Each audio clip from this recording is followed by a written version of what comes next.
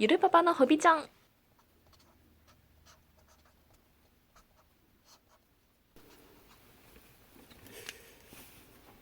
はい、ゆりパパです。シン・ゴジラですね。シン・ゴジラじゃないや。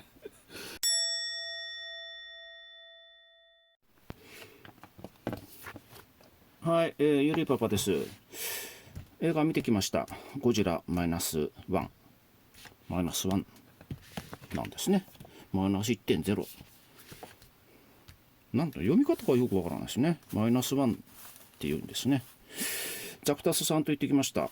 まあ、ザクタスさんと行ってきたんですけどね、結局映画館の中は撮影禁止なんでですね、ザクタスさんとの映画鑑賞のシーンはなしです何のために連れてったんですかね、ザクタさん、ね、一緒に見てる一緒に映画見てるっていうちょっと絵が欲しかったんですけど、ちょっとそれもできずにですね。はい。で、良かったですよ。で、その帰りにですね、ガチャガチャ引いてきました。こちらはハリウッドゴジラですね。ハリウッドゴジラ。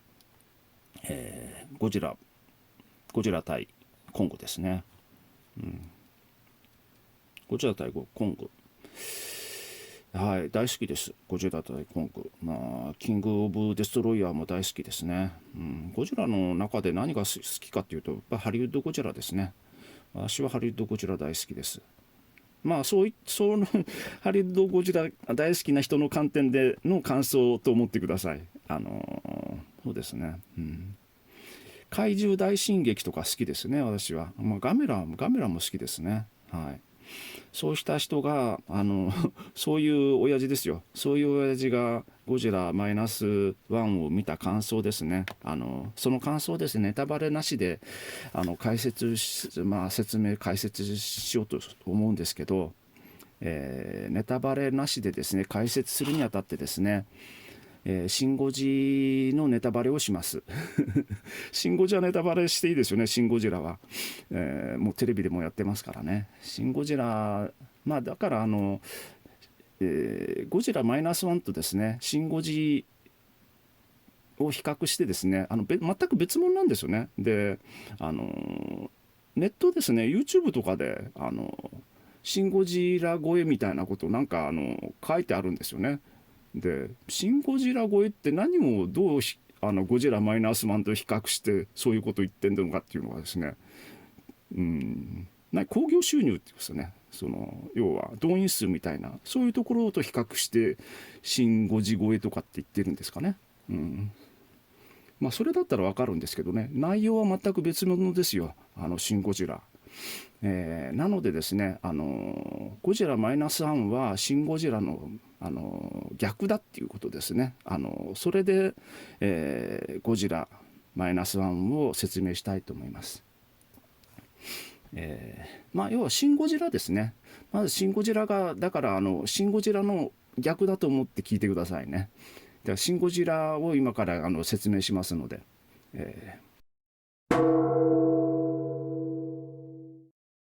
シン・ゴジラですね、ゴジラがですね出てきますよね、海から。で、海からゴジラが、上陸してくるですね。陸地にゴジラが陸地に上陸してきます。海からですね。で、それが分かっているにもかかわらずですね、何もしないんですね、シン・ゴジラは。陸地に上がって対策を練っているんですね。シン・ゴジの何かこう被害を最小限にとどめようっていうことをですね、海から上がってですね、海から陸地に上がってから対策をやってます。それも2回ですよ。海から出てくるシーンが2回ありました。2回ともそうですよ。海の間には何もしませんでした。そこが大きな違いですね。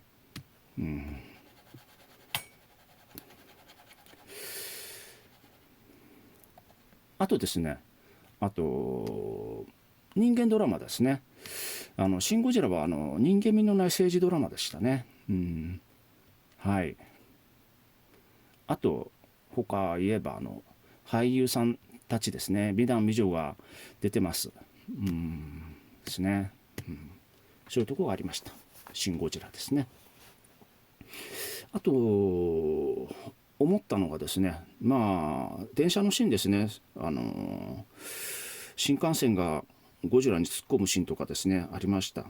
あれ見て、あれプラレールじゃないかなっていうかですねそうパッと見思ったんですねそういうことがありましたね、シン・ゴジラですね。でゴジラマイナスワンはですね、そういうことはないですはい、簡単に言えばですね、シン・ゴジラのネタバレしてゴジラマイナスワンを解説するとするとですね、そういうことになります。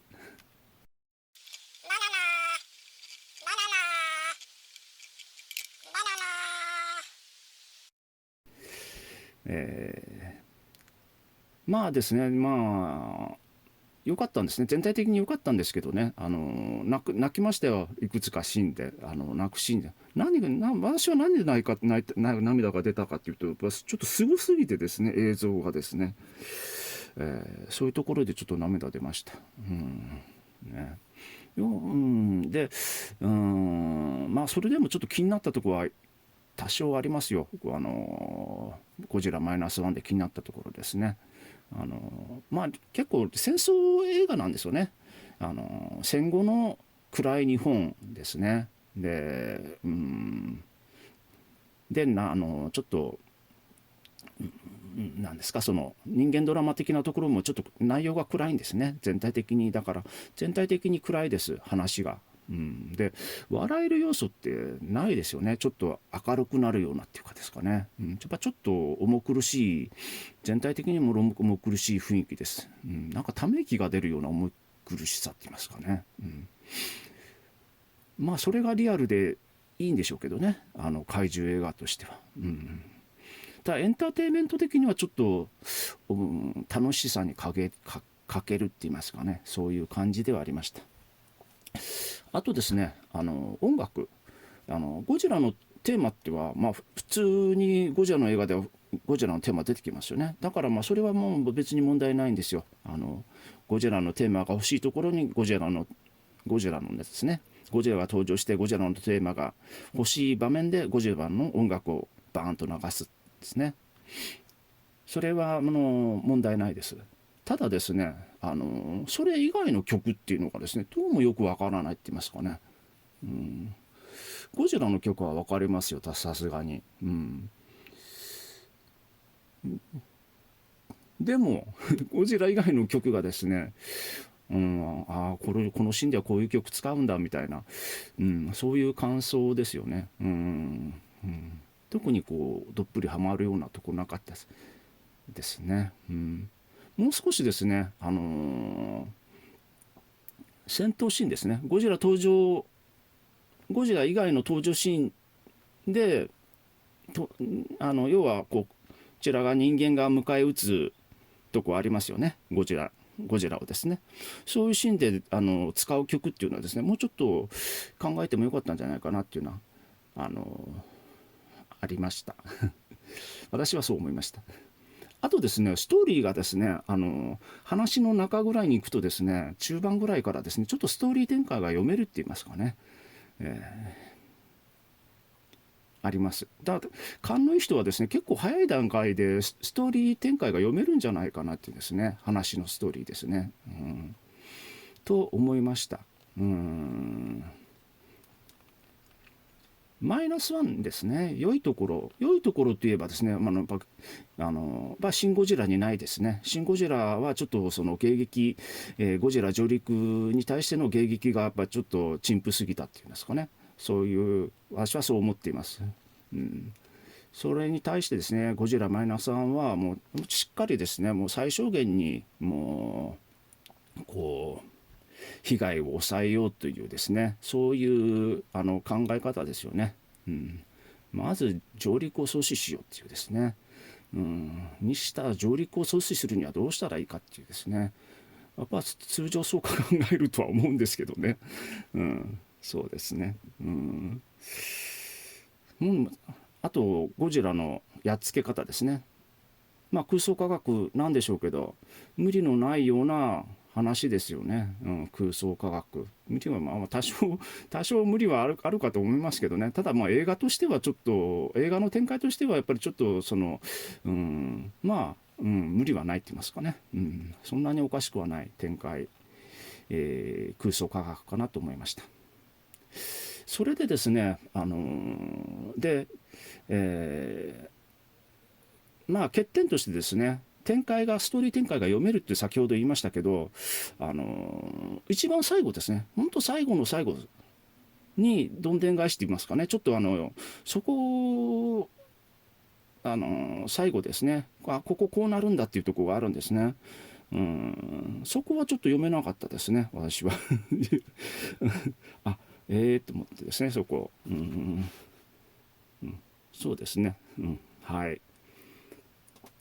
最後までどんでん返しって言いますかね、まあ一応展開のですね、この展開でこうなるんだっていうのがですね、最後から2番目まで読めたんですけどね、一番最後のところは読めなかったです。はい。ゴジラマイナスさんおすすめです。いいですよね。よかったです。よかったですけどね。やっぱりゴジラが出てくるシーンはいいんですよね。まあ、人間ドラマのとこがですね、まあ、リアルで暗いですよね。そこがちょっと、まあ、しょうがないのかなっていうのはですかね。5点満点でですね、4点ですね、エンターテインメントとしてですね、やっぱりちょっと、もうちょっと笑えるようなですね、笑えるっていうかですね、場面があってもよかったのかなっていうようなですね、感じました。はい。どうですかね、ジャクタスさんの。ジャクタスさんにちょっと喋ってもらいたかったんですけどね、ちょっともうそこまでせずにはい、ゴジラの評価終わりたいと思います。はい、以上ご視聴ありがとうございました。はい、来年ですね、また2024年はですね、ハリウッドゴジラやるみたいでなんでですね、そちらの方楽しみです。はい。